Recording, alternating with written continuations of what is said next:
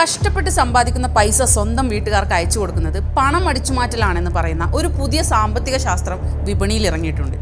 ആരാണ് ഇതിന്റെ ഉപജ്ഞാതാവെന്നറിയോ? നമ്മുടെ ബഹുമാനപ്പെട്ട മുഖ്യമന്ത്രി വി.ഡി. സതീശൻ. അല്ല, വീട്ടുകാർക്ക് വേണ്ടി പണിയെടുക്കാനാണല്ലോ ഈ ആളുകളൊക്കെ അന്യനാടുകളിലും മറ്റ് സംസ്ഥാനങ്ങളിലും എന്തിന് രാജ്യം പോലും വിട്ട് കഷ്ടപ്പെടുന്നത്.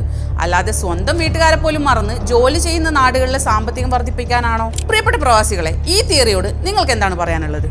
കുറച്ച് നാളുകൾക്ക് മുൻപ് പ്രതിപക്ഷ നേതാവായിരുന്നപ്പോൾ ഇതേ സതീശൻ ഒരു ചർച്ചയിൽ വന്നിരുന്നു പറഞ്ഞു നമ്മൾ കേട്ടതാണ്. ഇവിടുത്തെ പണം അതിഥി തൊഴിലാളികൾ സൈഫൺ ചെയ്ത്, അതായത് കടത്തിക്കൊണ്ടു പോവുകയാണെന്ന്. According to the government statistics, more than 3 million outside states guest workers are in Kerala. Every Saturday they are getting the weekly wages, and every Monday they are sending it to their states. A huge amount is siphoning from the state. We have not calculated the amount. അന്ന് നമ്മളൊക്കെ വിചാരിച്ചത് പ്രതിപക്ഷത്തായിരിക്കുന്നതിന്റെ confusion ആയിരിക്കും എന്നാണ്. പിന്നെ പ്രതിപക്ഷത്തായിരിക്കുമ്പോൾ മുഴക്കിയ ഗർജനങ്ങൾ ഭരണത്തിലെത്തുമ്പോൾ കാര്യമാക്കേണ്ടതില്ലെന്ന് ഭരണത്തിലെത്തിയതിന്റെ പിറ്റേ നാൾ തൊട്ട് അവർ വ്യക്തമാക്കിയത് കൊണ്ട് അതിനിവിടെ പ്രസക്തിയില്ല. പോട്ടെ.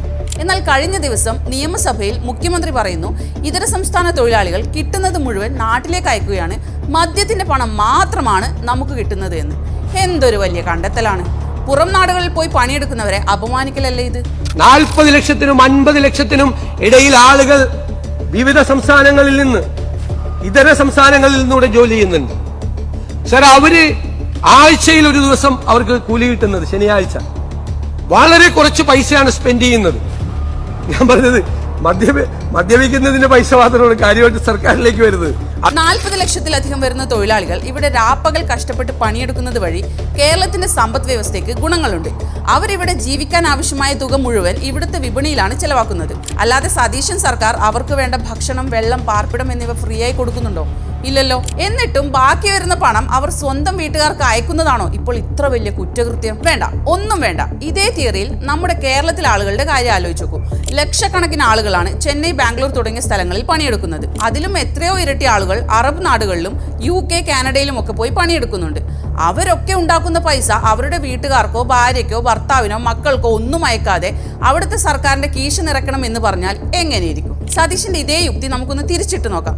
നാളെ ഗൾഫിലെയോ അല്ലെങ്കിൽ മറ്റു രാജ്യങ്ങളിലെയോ ഭരണാധികാരികൾ ഈ മലയാളികൾ മൊത്തം ഞങ്ങളുടെ പണം മുഴുവൻ കേരളത്തിലേക്ക് അടിച്ചു മാറ്റിക്കൊണ്ടു പോകുന്നു, അവർ കുടിക്കുന്ന മദ്യത്തിന്റെ കാശ് മാത്രമേ ഇവിടെ കിട്ടുന്നുള്ളൂ, അതുകൊണ്ട് ഇതൊരു ഗുരുതര പ്രശ്നമാണ് എന്ന് പറഞ്ഞാൽ മുഖ്യമന്ത്രി സതീശൻ എന്ത് മറുപടി പറയും? ലോകത്തിന്റെ പല കോണുകളിൽ പോയി അധ്വാനിച്ച് നാട്ടിലേക്ക് പണം അയക്കുന്ന ഒരു ജനതയുടെ മുഖ്യമന്ത്രിയാണ് അന്തസ്സായി പണിയെടുത്ത് ജീവിക്കുന്ന മറ്റ് സംസ്ഥാനക്കാരെ നോക്കി ഈ വംശീയ അധിക്ഷേപം നടത്തുന്നത്. മുഖ്യമന്ത്രിയുടെ ഈ അന്താരാഷ്ട്ര സാമ്പത്തിക ശാസ്ത്രം കേട്ട് നാളെ ഗൾഫ് ഭരണാധികാരികൾ കൂടി മലയാളികൾക്കെതിരെ ഇതേ തിയറി ഇറക്കാതിരുന്നാൽ മതിയായിരുന്നു.